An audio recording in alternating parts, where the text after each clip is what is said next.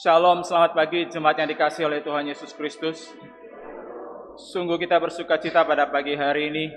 Kita masih diberikan kekuatan, kesehatan, bahkan kesempatan untuk kita berkumpul saudara seiman untuk memuji Tuhan, memuliakan Tuhan, dan mendengarkan firman-Nya. Sebelum kita memulai ibadah kita pada pagi hari ini, marilah kita tenangkan hati kita dan kita mengambil satu teduh sejenak.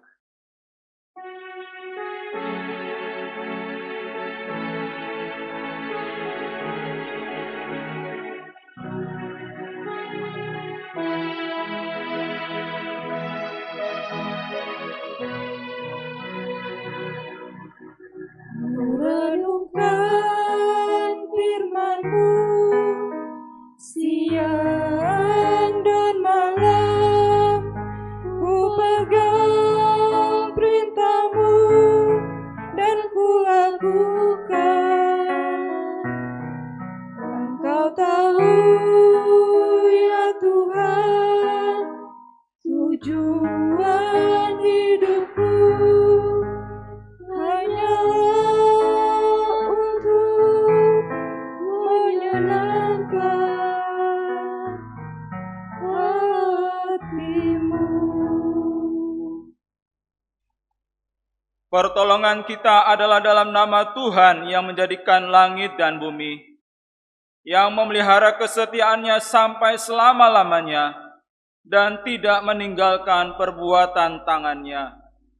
Kiranya kasih karunia dan damai sejahtera dari Allah Bapa, dari Tuhan Yesus Kristus menyertai kita sekalian. Amin. Jemaat Tuhan, dengarkanlah firman Tuhan yang menjadi dasar dalam ibadah kita pada pagi ini. Terambil dari Mazmur pasal 66 ayat yang ke-8. Pujilah Allah kami, hai bangsa-bangsa, dan perdengarkanlah puji-pujian kepadanya. Jemaat dipersilahkan duduk kembali. Terkadang iman kita diuji lewat penderitaan hidup, sama seperti Yesus yang harus melewati jalan salib sebelum ia menerima kemuliaan. Di minggu Prapaskah ini, janganlah kita lupakan betapa besar kasih-Nya bagi kita, yang rela menderita demi keselamatan kita. Mari bersama merenungkan pengorbanan Tuhan Yesus melalui pujian Pimpin ke Kalvari.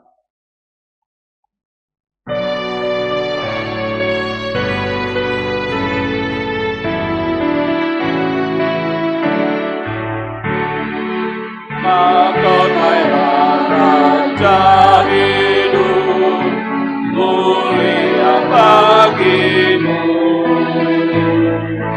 Ingat mahkota durimu, pimpin ke Kalvari.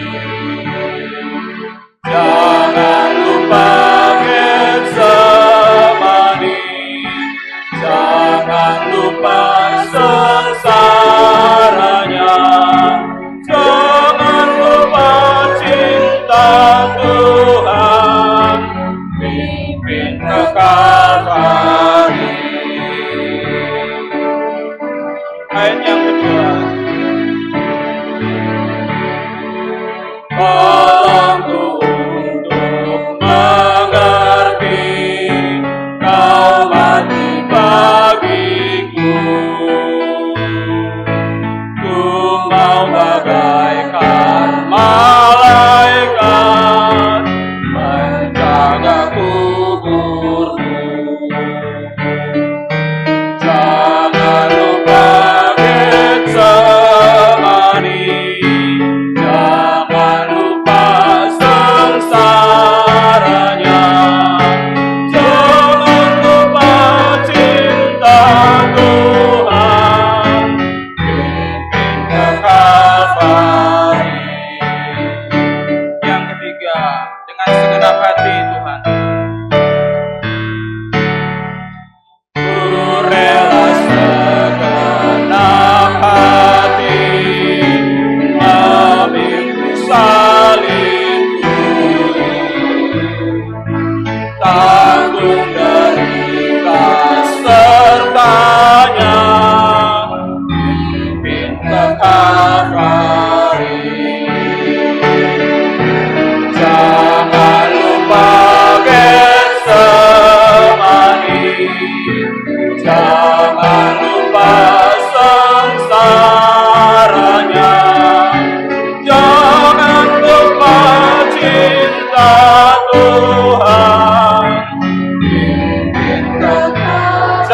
lupa.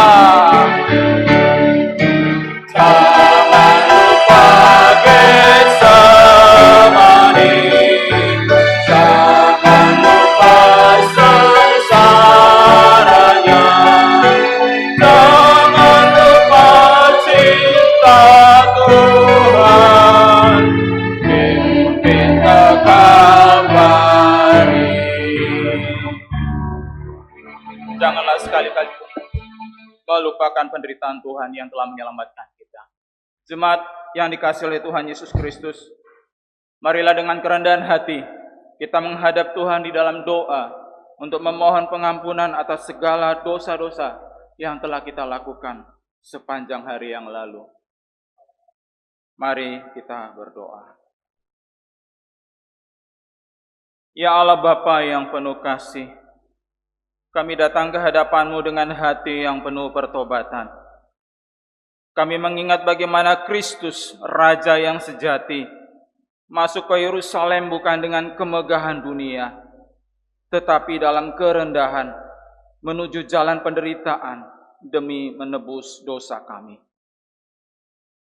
Kami sadar bahwa dalam kelemahan kami, seringkali kami gagal memahami makna penderitaan dalam rencana-Mu yang kekal. Kami mengaku ya Tuhan, bahwa kami lebih sering mencari kenyamanan daripada kesetiaan. Kami menghindari salib, padahal Engkau memanggil kami untuk memikulnya. Kami ragu akan kebaikan-Mu ketika hidup terasa berat, padahal firman-Mu telah mengajarkan bahwa penderitaan bukanlah tanda Engkau meninggalkan kami, tetapi bagian dari proses pemurnian iman yang Engkau izinkan demi kemuliaan-Mu. Ampuni kami ya Bapa, atas ketidakpercayaan dan ketidaktaatan kami. Arahkan hati kami kembali kepada Kristus, yang dalam ketaatannya sampai mati di kayu salib, telah menanggung hukuman yang seharusnya menjadi milik kami. Oleh kasih karunia-Mu, bentuklah kami menjadi umat yang semakin teguh dalam iman, yang percaya bahwa segala sesuatu terjadi dalam kedaulatan dan hikmat-Mu yang sempurna. Kami menyerahkan diri kami dalam tangan-Mu, ya Allah yang setia. Dalam nama Tuhan Yesus Kristus, Juru Selamat kami mohon pengampunan-Mu. Amin. Jemaat Tuhan, dengarkanlah berita anugerah bagi kita sekalian dari Lukas pasal 23 ayat yang ke-34.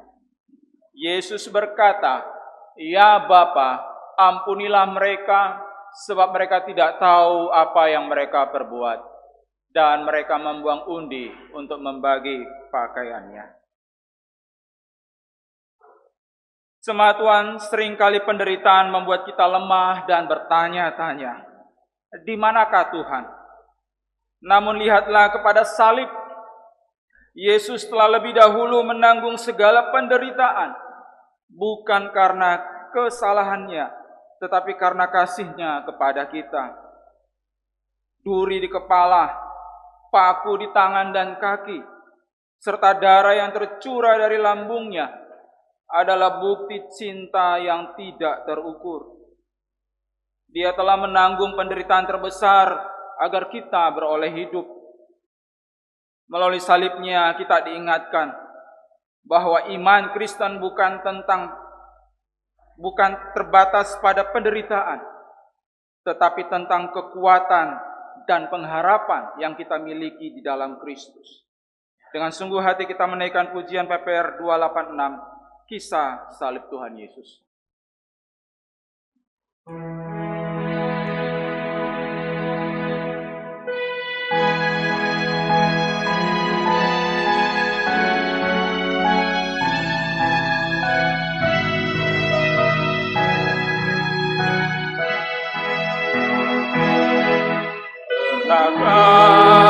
Kau renungkan kisah salib Tuhan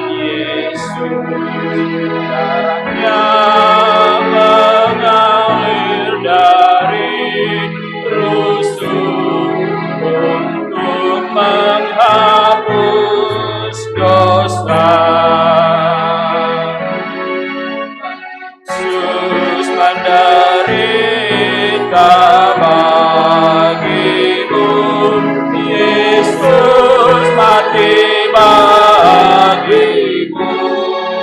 Kasih yang ajaib bagimu, Yesus mati bagimu. Yang kedua,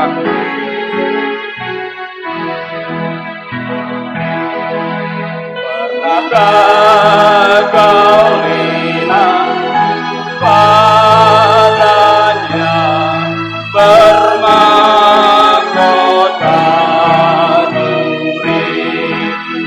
Kata tahu apa yang diperbuat, ampunilah ya Bapa.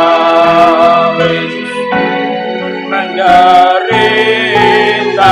bagimu, Yesus mati bagimu. Kasih yang ajaib bagimu, Yesus mati bagimu. Ayat yang ketiga sambil berdiri teman-teman. Pernahkah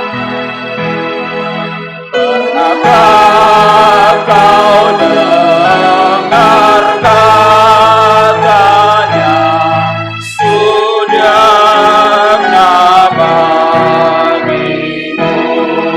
Pernahkah kau bersyukur padanya, ya telah mati bagimu?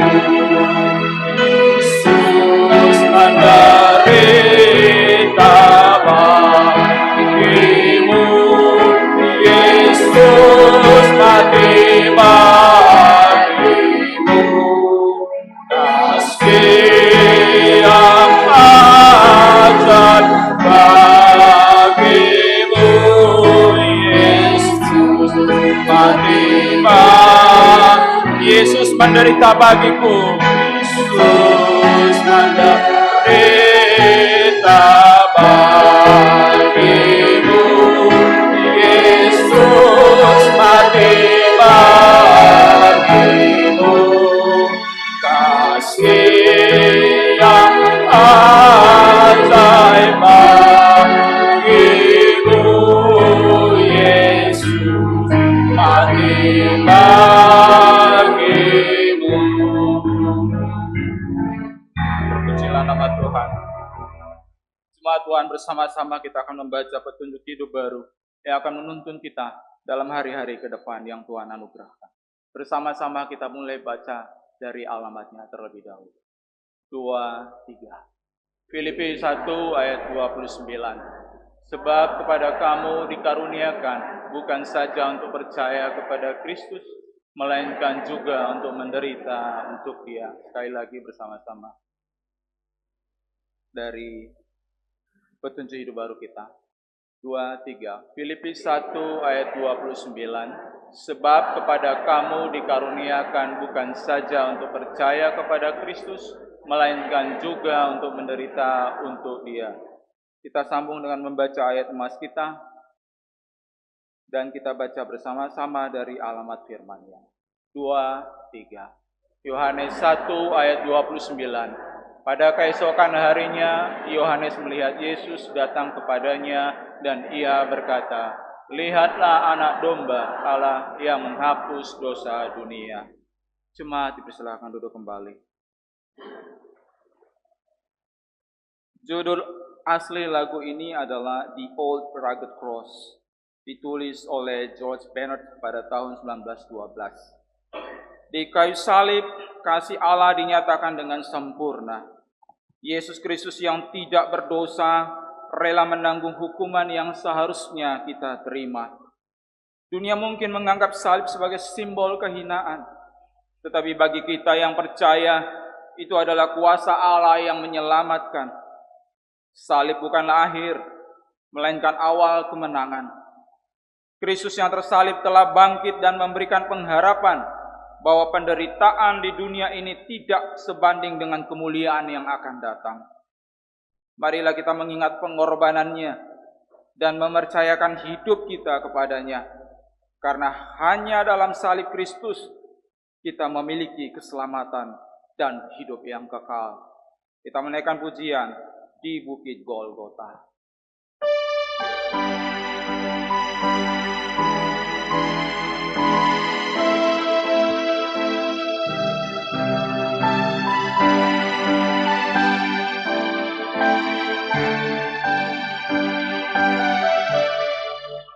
Di Bukit Golgota nampaklah salibnya, matahari pun jadi suram.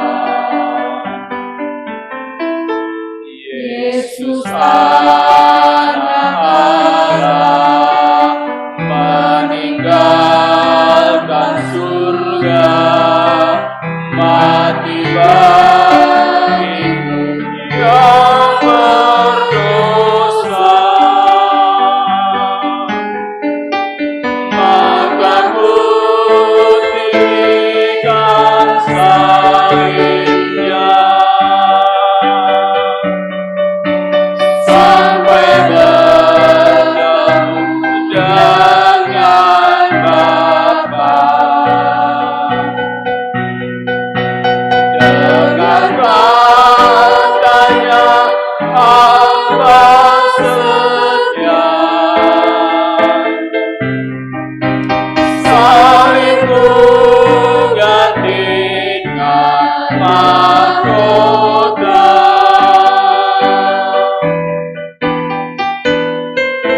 Meski manusia menghina salibnya,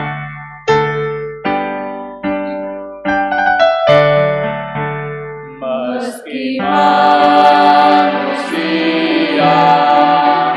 menghina salibnya, namun bagiku lapang mulia.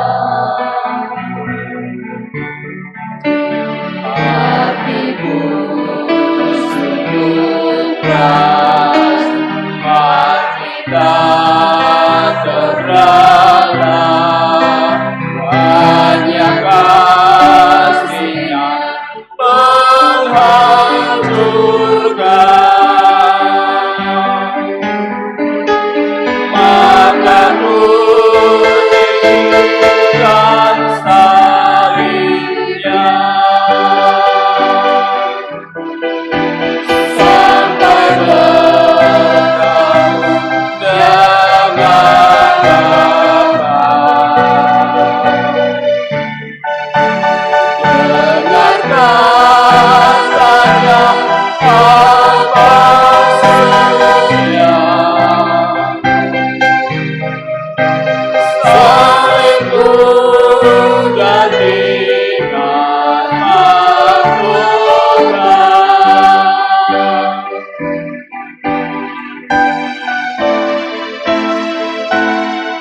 salib di Golgota sungguh sudah tidak ada. Salib di Golgota sudah tidak ada, namun kuasa-Nya tetap ada. Selamatkan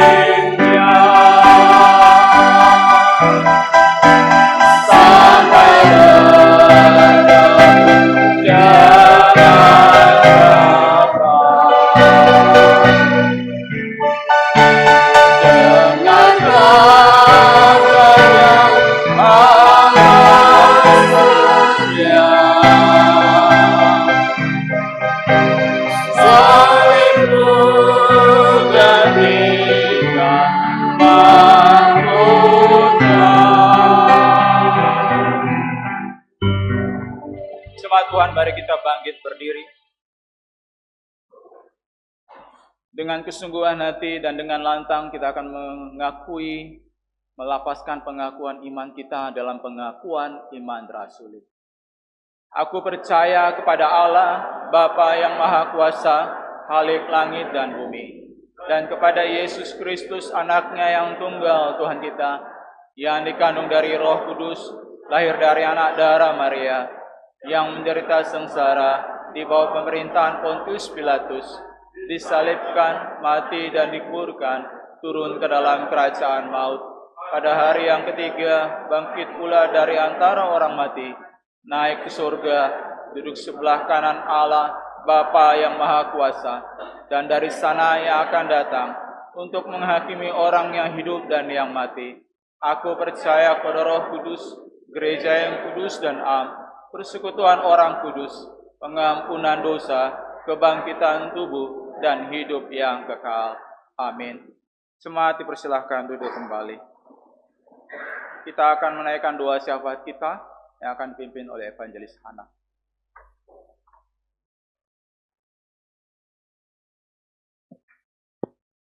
Mari kita bersatu di dalam doa. Ya Bapa di dalam kerajaan surga, Bapa yang kami puji di dalam nama Tuhan Yesus Kristus, sungguh kami mengucap syukur ya Tuhan untuk kasih dan penyertaan-Mu yang terus Engkau limpahkan di dalam kehidupan kami, terkhususnya minggu ini. Tuhan telah menjaga dan melindungi kami hari lepas hari hingga pada pagi hari ini kami boleh berkumpul dan kami boleh bersekutu bersama-sama.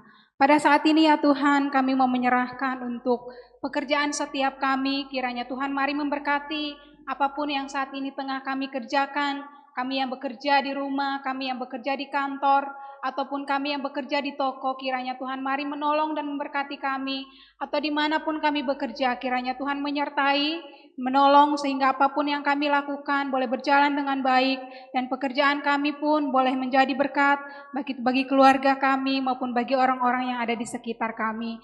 Kami juga menyerahkan ya Tuhan, mungkin sebagian kami yang saat ini dalam pergumulan untuk mencari lapangan pekerjaan, kiranya Tuhan menolong kami, Tuhan juga yang menyediakan lapangan pekerjaan bagi kami ya Bapa. Berkati Bapak Ibu juga yang mulai usaha-usaha baru, kiranya Tuhan menolong supaya usaha dan pekerjaan mereka juga boleh bertumbuh dan berkembang hari lepas hari.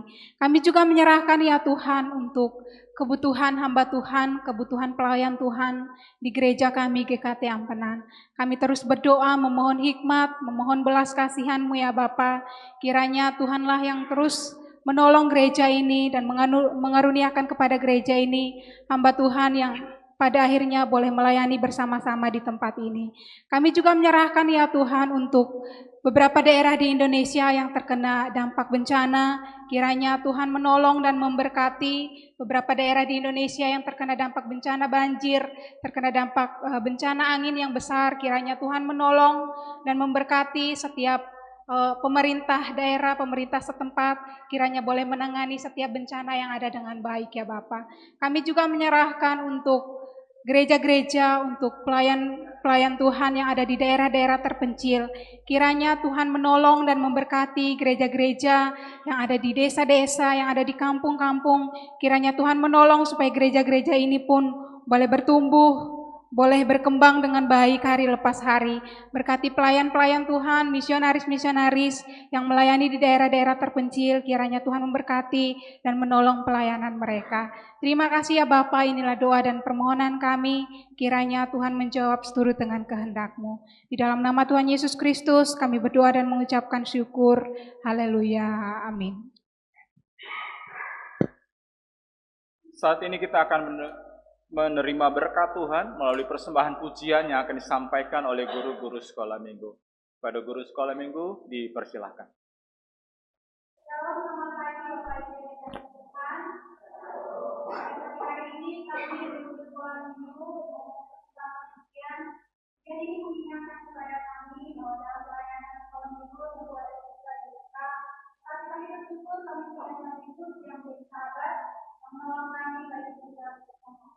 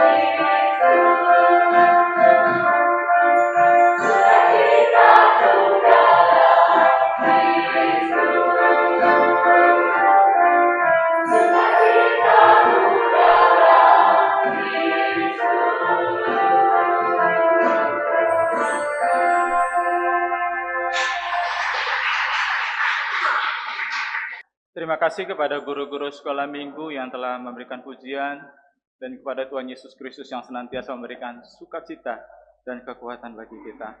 Terpujilah nama Tuhan Yesus. Jemaat yang dikasihi oleh Tuhan Yesus Kristus,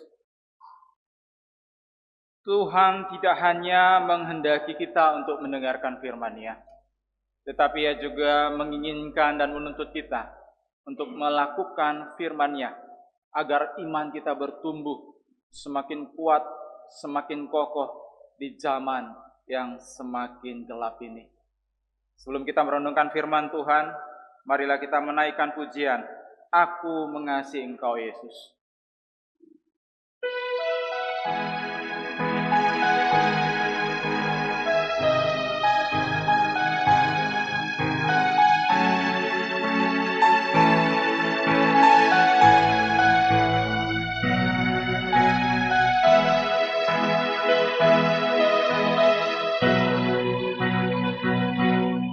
Aku mengasihi Engkau Yesus dengan segenap hatiku. Aku mengasihi Engkau Yesus dengan segenap jiwaku. Ku renungkan firman-Mu siang dan malam. Ku pegang perintah-Mu dan ku lakukan. Engkau tahu ya Tuhan, tujuan hidupku hanyalah untuk menyenangkan hati-Mu. Aku mengasihi Engkau ya Tuhan. Aku mengasihi Engkau Yesus dengan segenap hatiku. Aku mengasihi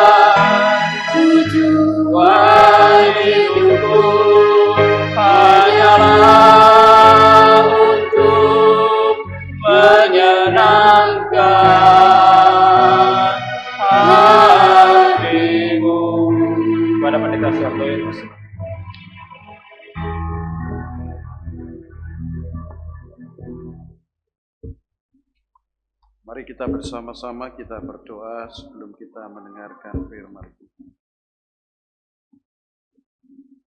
Bapa di surga, kami naikkan syukur kepadamu untuk kebaikan-Mu. Saat ini kami akan mendengarkan firman-Mu. Berkati, terangi kami semua, biarlah Roh Kudus yang akan mengubah hati kami dan membentuk kami untuk kami terus mengalami kemenangan di dalam penderitaan hidup. Dalam nama Tuhan Yesus kami berdoa. Amin. Shalom jemaat yang dikasihi oleh Tuhan. Mari bersama-sama kita merenungkan firman Tuhan pagi hari ini. Di minggu pertama kita mempersiapkan di dalam masa-masa memperingati kesengsaraan Tuhan Yesus. Kita akan membicarakan suatu tema tentang penderitaan. Tema tentang penderitaan adalah tema yang sulit, tema yang juga kurang kita sukai. Tetapi seperti tadi di dalam petunjuk hidup baru, bahwa kita bukan hanya diberikan karunia untuk diselamatkan, berkat untuk diselamatkan, tetapi kita juga diberikan karunia untuk mengalami penderitaan. Kita membuka firman Tuhan di dalam kitab 2 Korintus pasal 1 ayat 1 sampai 11. Kitab 2 Korintus pasal 1 ayat 1 sampai ayat yang ke-11. Kita membaca bergantian 2 Korintus pasal 1 ayat 1 sampai 11. Saya ayat yang pertama, jemaat ayat yang kedua, demikian kita baca sampai ayat yang ke-11. Dari Paulus yang oleh kehendak Allah menjadi rasul Kristus, dan dari Timotius saudara kita kepada jemaat Allah di Korintus, dengan semua orang kudus di seluruh Akaya.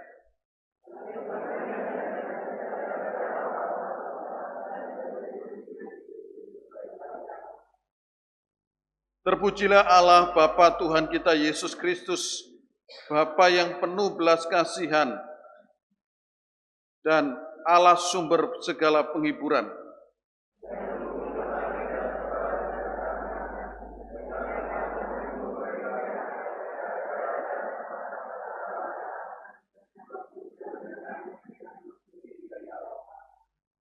Sebab sama seperti kami mendapat bagian berlimpah-limpah dalam kesengsaraan Kristus, demikian pula oleh Kristus kami menerima penghiburan berlimpah-limpah.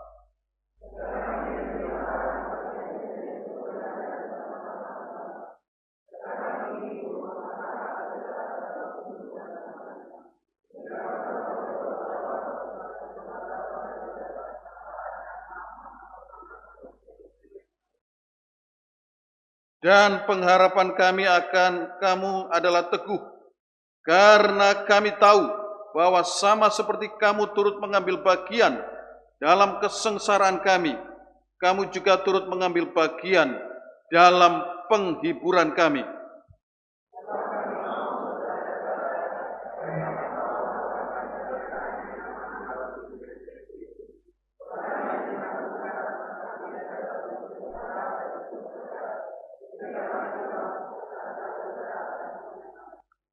Bahkan kami merasa seolah-olah kami telah dijatuhi hukuman mati.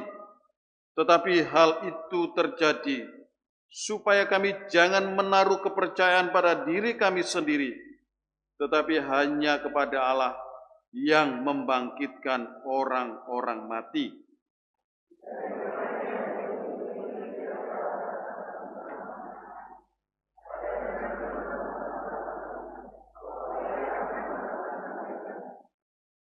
Karena kamu juga turut membantu mendoakan kami, supaya banyak orang mengucap syukur atas karunia yang kami peroleh berkat banyaknya doa mereka untuk kami. Jemaat yang saya kasih di dalam Tuhan, penderitaan adalah kenyataan yang tidak bisa kita hindari sebagai manusia. Setiap orang tidak memandang status sosial, tidak memandang usia, tidak memandang latar belakang, pasti pernah merasakan penderitaan. Baik itu penderitaan fisik, penderitaan emosi maupun penderitaan emosional. Semua pasti mengalami penderitaan. Memang kalau kita membicarakan soal penderitaan, penderitaan itu bisa disebabkan oleh berbagai macam faktor. Ada penderitaan yang memang disebabkan karena kita ceroboh, karena kita salah. Ada penderitaan yang disebabkan memang karena ada tujuan dari iblis yang membuat kita mengalami penderitaan. Ada penderitaan yang memang diizinkan oleh Tuhan. Berbagai macam faktor yang membuat kita menderita itu tidak jadi masalah. Yang pasti adalah kita harus punya satu konsep bahwa segala penderitaan itu terjadi di dalam hidup kita.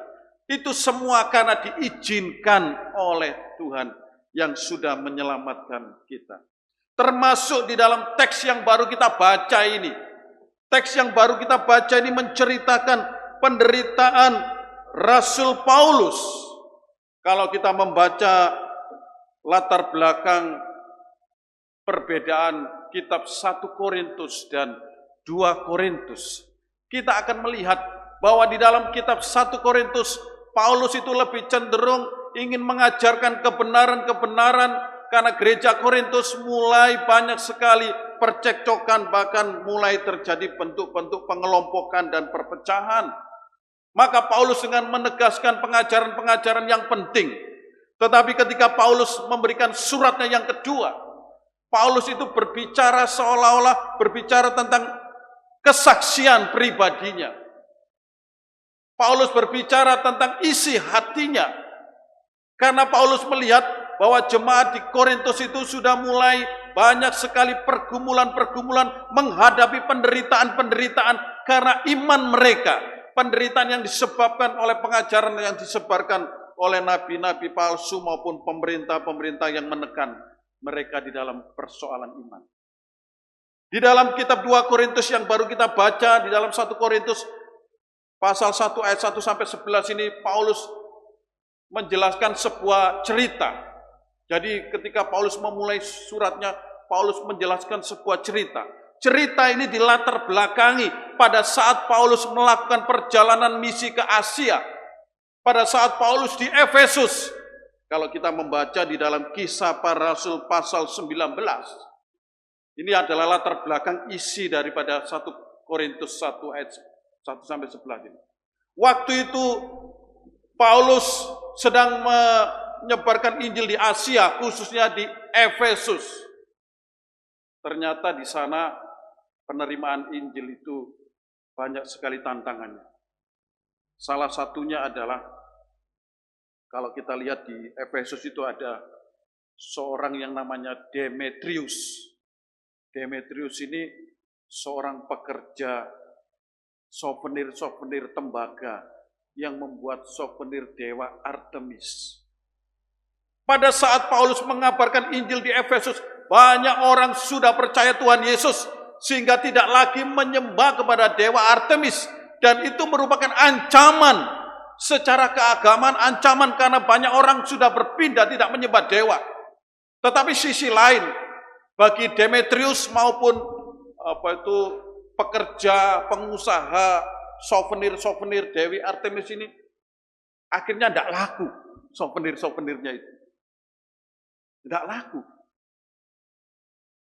Lalu mereka melakukan persekongkolan. Mereka menuduh bahwa Paulus ini yang menyebabkan orang-orang di Efesus itu meninggalkan penyembahan kepada dewa. Bukan hanya itu saja, ternyata penghasilan mereka dari souvenir-souvenir itu menurun drastis. Dan itu membuat mereka itu mengadakan semacam kayak demo begitu ya. Demo menuntut di sebuah gedung kesenian, berkumpulah massa. Dan dua temannya pelayan Paulus, Gaius dan Aristarkus itu diseret. Kebetulan Paulus itu tidak ada di gedung itu. Paulus mau menolong mereka, tapi pejabat-pejabat yang kenal Paulus yang baik itu, tidak usah. Massa begitu banyak dikepung. Disitulah taruhannya itu nyawa. Dan ceritanya adalah Paulus akhirnya ditolong. Kalau kita melihat kisah di dalam kisah 19 itu lebih terperinci. Itulah yang melatar belakangi bagian ini. Jadi penderitaan itu akan dialami. Saudara-saudara, Yohanes 16 ayat 33 mengatakan, Tuhan Yesus berkata, semua itu kukatakan kepadamu, supaya kamu beroleh damai sejahtera dalam aku. Dalam dunia kamu menderita penganiayaan, tetapi kuatkanlah hatimu, aku telah mengalahkan dunia. Dengan kata lain, Tuhan Yesus pun ingin mengingatkan kepada kita bahwa penderitaan itu akan senantiasa kita alami. Yang penting itu begini. Jadi cara kita bersikap terhadap penderitaan dapat dijadikan cermin untuk melihat kekuatan iman dan kehidupan rohani kita. Sekaligus akan mempengaruhi pandangan hidup kita ke depan. Ini yang penting yang kita perlu pahami sebagai anak-anak Tuhan. Ketika kita menghadapi penderitaan, itu seperti cermin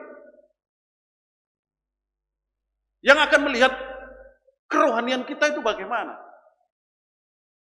Iman dan penderitaan bagian hidup kita. Dalam teks ini kita akan belajar beberapa tujuan mengapa kita harus menderita. Yang pertama, ayat 3-5. Penderitaan itu membuat kita mengenal belas kasihan Allah. Kalau kita perhatikan di dalam ayat pertama, ayat ketiga bagian yang pertama, Paulus mendahuluinya dengan kalimat, terpujilah Allah Bapa kita Tuhan Yesus Kristus. Paulus hendak bersyukur, walaupun di belakang dia sudah mengalami penderitaan, tetapi kalimat yang dikeluarkan Paulus adalah bersyukur, terpujilah Allah. Mengapa Paulus mengatakan ucapan syukur seperti ini? Karena Paulus menyadari bahwa penderitaan itu membawa Paulus apa? Mengenal belas kasihan Allah. Dengan kata lain, tanpa penderitaan, kita tidak mengenal belas kasihan Allah secara penuh.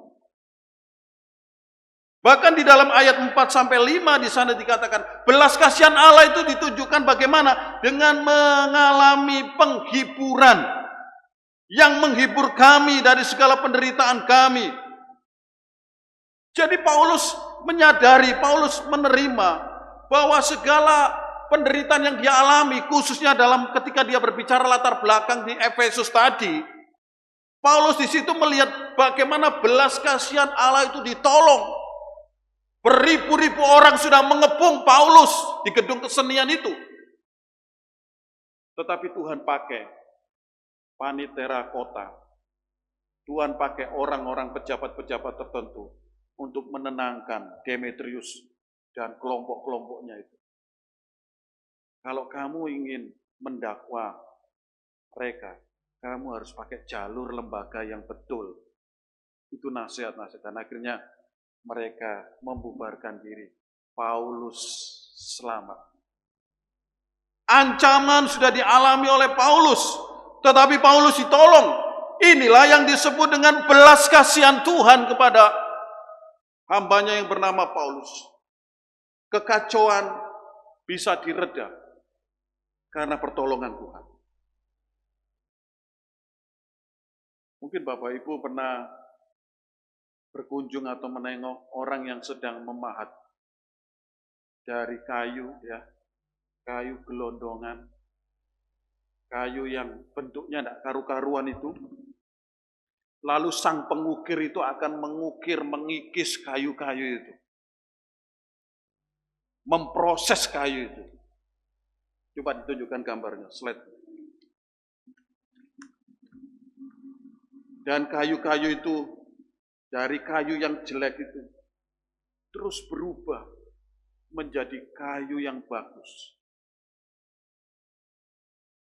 Sesetan, belahan, potongan yang dilakukan oleh sang pengukir, itulah belas kasihan Allah.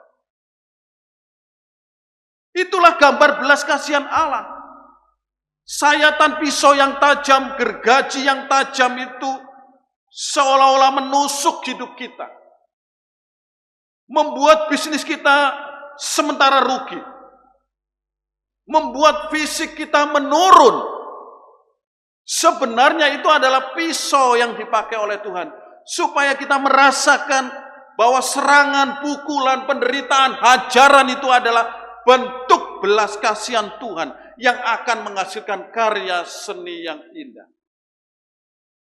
Itulah penderitaan.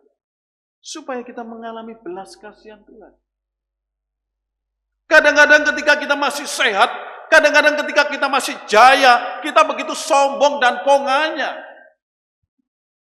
Kita seolah-olah semuanya itu, kesuksesan itu adalah karena saya hebat, karena saya pinter. Tetapi kita lupa, kita mengandalkan belas kasihan Tuhan. Ketika kita sudah mulai sakit, kanker. Tiap Sabtu saya bulu tangkis sama satu teman, bukan dari sini tapi dari gereja lain. Kemarin dia ngomong begini, saya tanya, liburan kemana kok? Gak kemana-mana, di rumah. Ya itu, saya sama-sama musuh yang hari ke Sembalun. Oh, ya. Waduh, keluarganya kaya-kaya di Lombok ini. Ya, ada yang lebih kaya koko saya. Yang punya tambak, yang punya apa. Tapi sekarang saya gini loh musuh. Sekarang apa artinya kekayaan? Sing penting bagi saya itu sehat. Ya. Wah, ini bagus.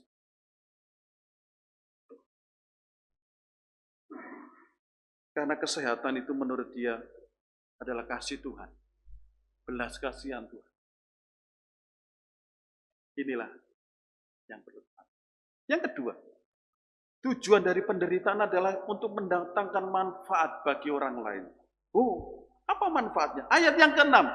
Jika kami menderita, hal itu menjadi penghiburan dan keselamatan kamu. Jika kami dihibur, maka hal itu adalah penghiburan bagi kamu. Sehingga kamu beroleh kekuatan dengan sabar menderita.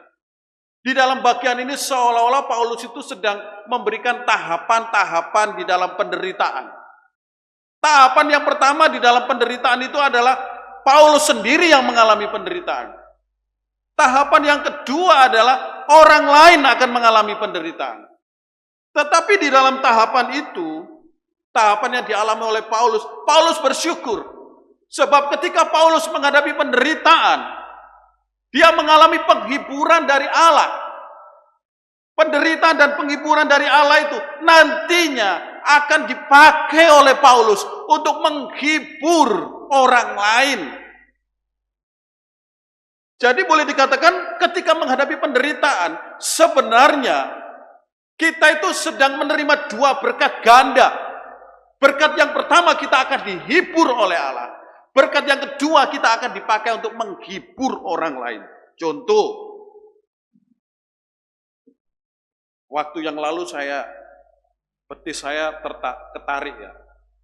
Waktu bulu tangkis itu. Pertama tertarik kanan, setelah itu kiri. Wah, Bapak Ibu bisa tahu, sakitnya itu bukan main. Sudah lengkap kanan kiri. Sudah diperingatkan Tuhan. Masih mau bulu tangkis apa tidak? Saya jawab, sementara saya mau Tuhan. Ya. Sampai kapan? Sampai ada target kita. Nah, ketika betis saya tertarik, awalnya saya selalu berpikir, saya akan kompres dengan air panas. Tetapi ada teman ngomong, jangan pakai air panas, pakai air es, air dingin. Zaman dulu kalau keseliu kan air panas. Jangan, air dingin. Lalu saya turuti, saya kompres air dingin. Yang lucunya tiap sore itu teman saya ini ngomong, sudah dikompres air dingin, Musa. Sudah. Dengan kata lain, ketika saya mengalami penderitaan, sakit, ada yang menghibur saya. Pasti sembuh, tapi 1 bulan, 2 bulan dia ngomong gitu. Waktu ada orang lain kena seperti saya, akhirnya saya ngomong, wis gak usah pakai obat yang lain. Kompres air dingin yang setia. Artinya apa? Penderitaan, tantangan, kesulitan yang saya alami, itu mendapatkan berkat ganda. Berkat pertama, saya dihibur oleh Tuhan melalui teman saya ini.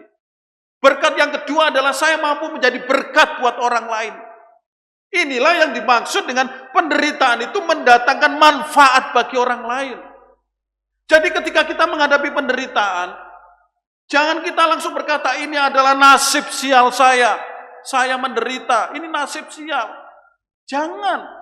Ingat, itu diizinkan Tuhan. Supaya kita mengalami belas kasihan Tuhan. Dan nanti kita ngomong sama orang, itu bukan teori saja. Betul apa enggak ya? Ibu ngomong mangan sambal 1 kilo enggak pedas, sudah dicoba tak Bu? Sudah Bu? Belum pernah ya? Cobaan Bu? Baru ngomong sama saya, misalnya gitu. Kita menghibur orang lain itu bukan hanya sebagai orang Kristen kan selalu lebih bagus. Kita mengalami sendiri.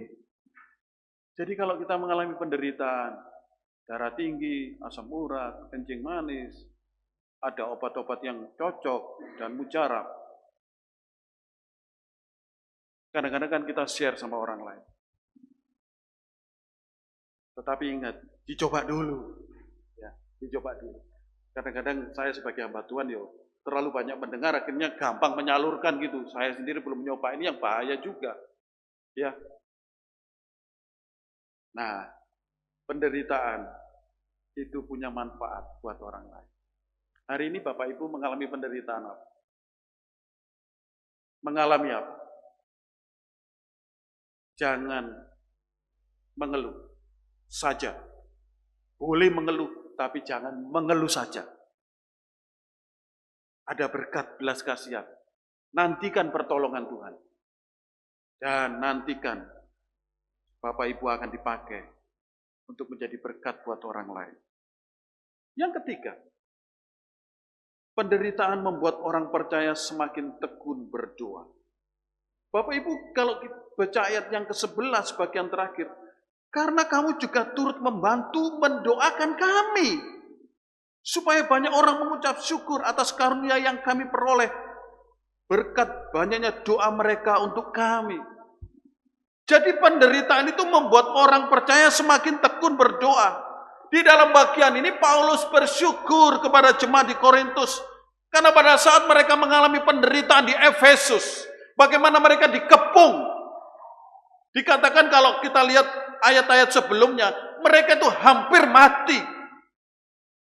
Ancaman itu ada, tetapi ditolong oleh Tuhan. Semua itu karena berkat doa-doa kalian.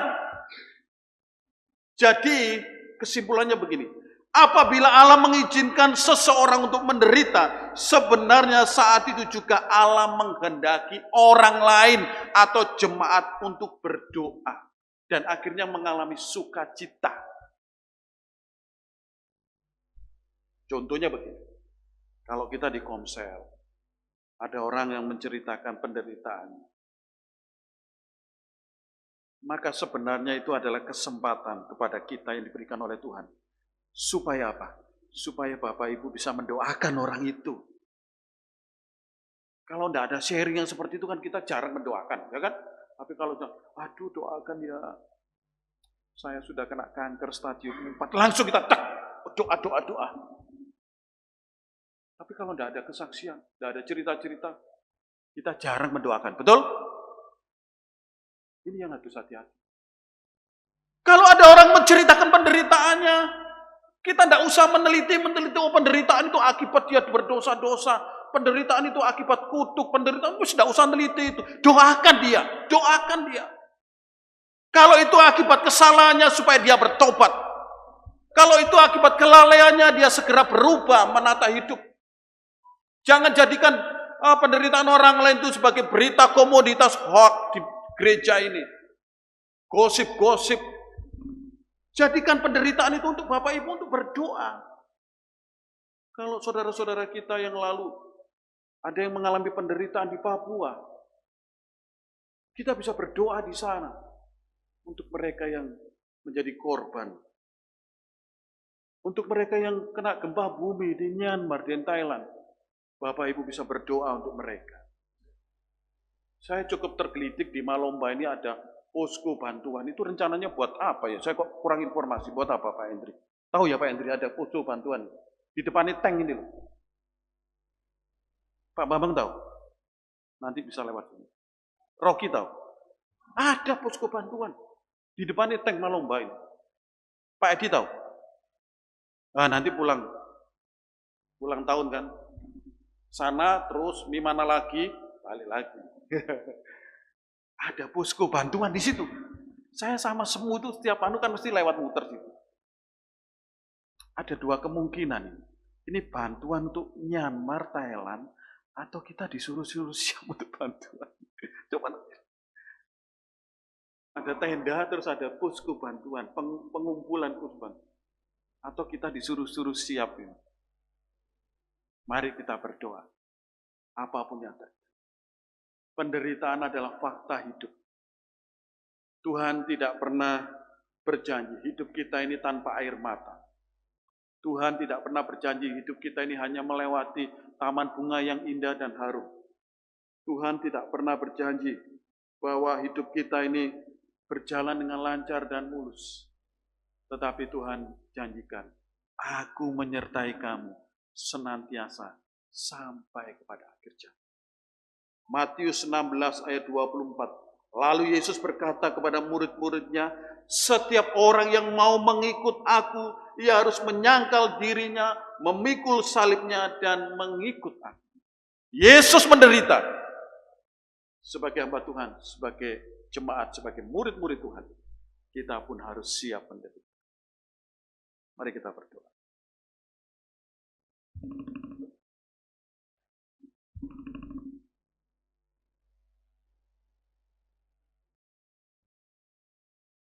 Bapak Edi Sunarko bisa berdoa untuk firman Tuhan.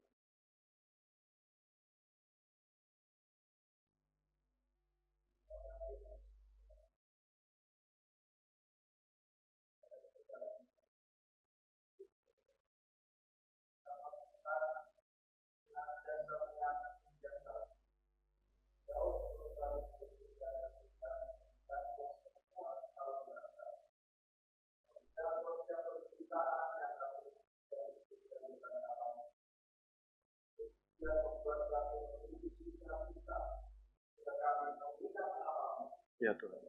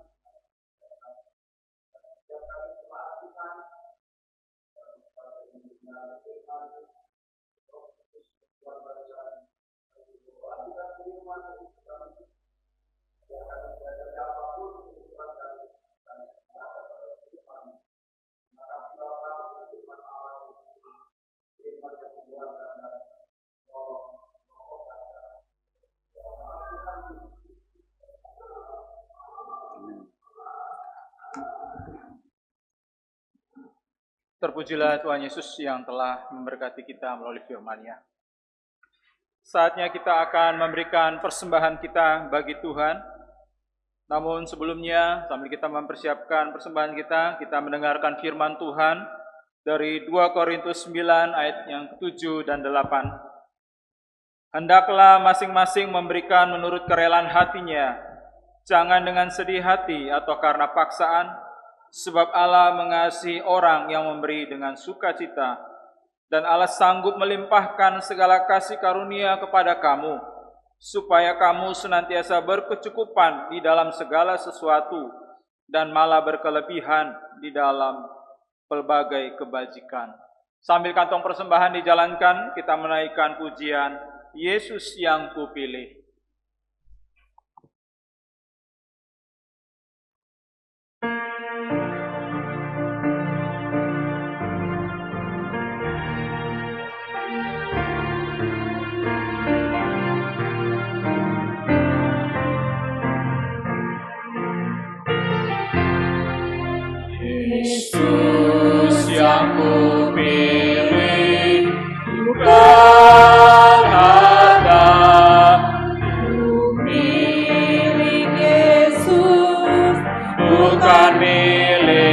harta.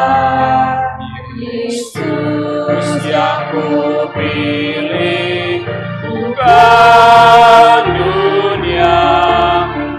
Biarlah tangannya berukun daku.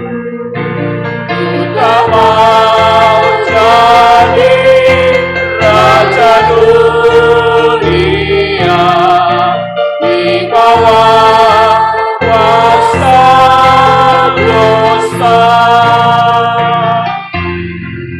Yesus yang kupilih, bukan dunia dan kemewahannya. Yang kedua,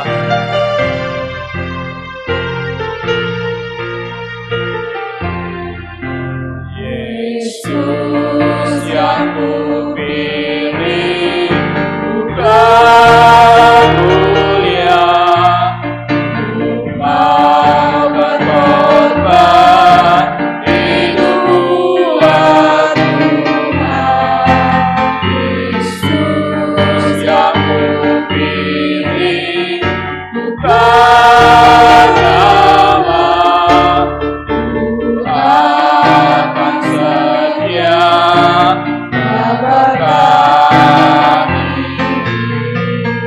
Ku tak mau jadi raja dunia, di bawah kuasa dosa. Yesus yang kupilih, bukan dunia dan kemewahan. ayat yang ketiga sambil berdiri. Tuhan lebih indah.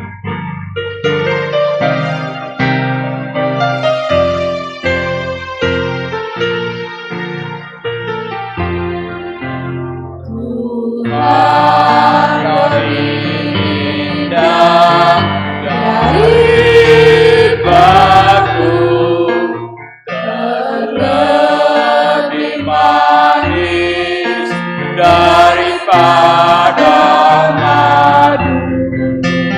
Yesus yang kupilih, bukan dunia, Tuhan sertaku di dalam ku tak mau jadi raja dunia, di bawah kuasa dosa.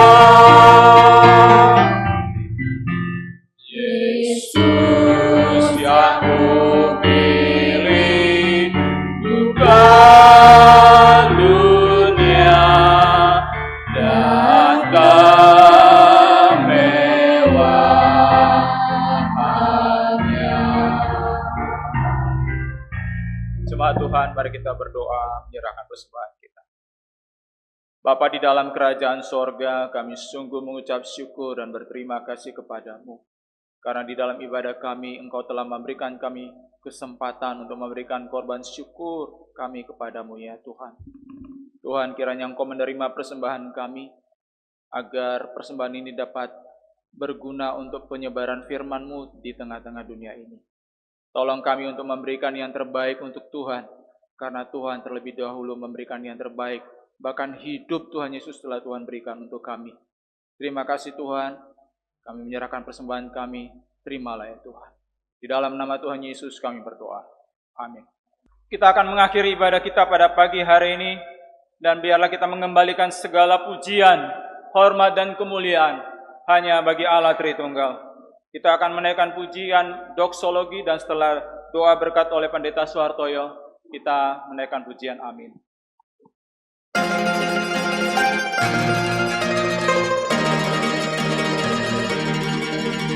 Puji Allah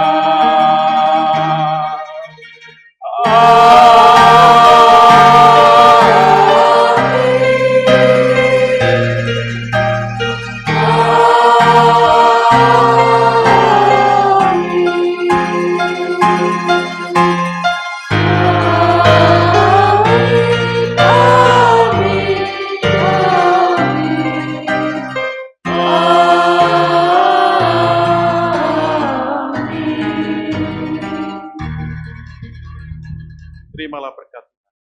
Kiranya kasih yang abadi yang kekal dari Allah Bapa yang bertahta di surga yang mulia. Kiranya anugerah keselamatan di dalam Tuhan kita Yesus Kristus. Kiranya penghiburan pertolongan Allah Roh Kudus akan menyertai hidupmu sekalian. Menolong hidupmu sekalian untuk mengalami kemenangan di dalam penderitaan. Merasakan belas kasihan Tuhan. Merasakan bahwa hidupmu harus menjadi berkat buat orang lain. Bahkan membawa hidupmu untuk tekun berdoa. Kasih-Nya, anugerah-Nya kita alami mulai saat ini sampai Maranatha. Ya Tuhan, datanglah segera. Amin.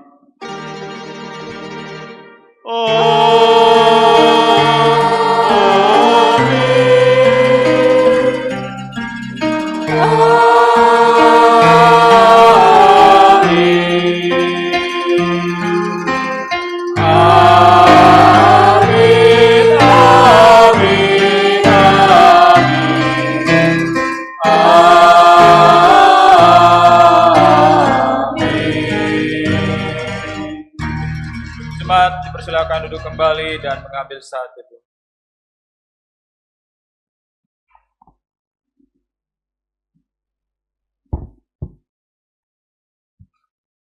Ibadah kita telah selesai. Selamat hari Minggu. Tuhan Yesus memberkati.